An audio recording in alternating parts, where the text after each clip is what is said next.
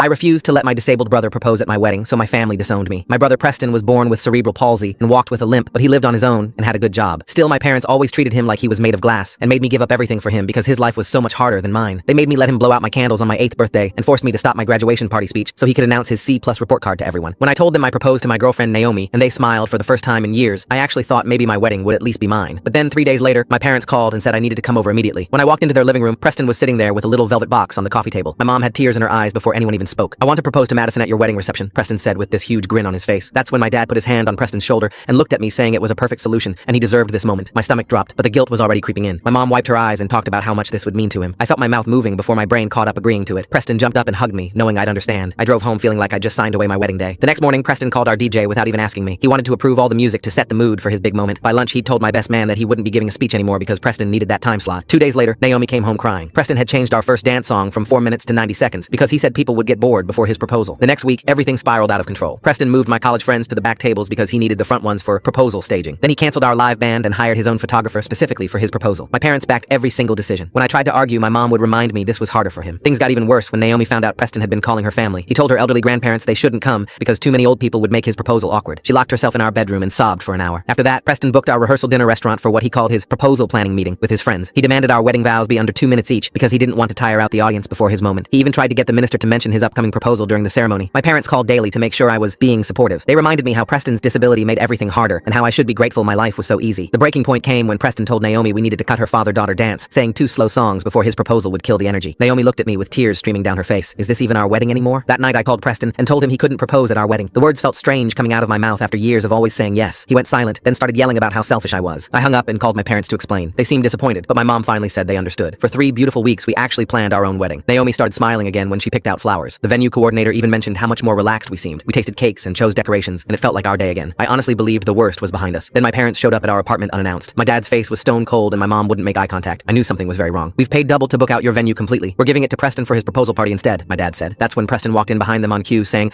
"I always put myself first and everything's always been easier for me." My mom finally looked at me. "We're done supporting someone so selfish. Don't contact us again." They left us standing there in shock. The venue confirmed it when we called. My parents' deposit was twice ours and the venue was taking their money. Our wedding was canceled. Naomi cried herself to sleep that night while I stared at the ceiling feeling completely defeated. But then 2 days later, the venue called back. The owner said they were refusing my parents' request and returning their money. "We don't do business with people who try to sabotage their own child's wedding," she said. Our wedding day was perfect until my parents and Preston tried to force their way in during the ceremony. Security stopped them at the door and called the police when they wouldn't leave. I watched through the window as officers put my parents and brother in handcuffs for trespassing. I went back inside to my wedding and 40 minutes later I said, "I do" to Naomi and to finally owning my own life.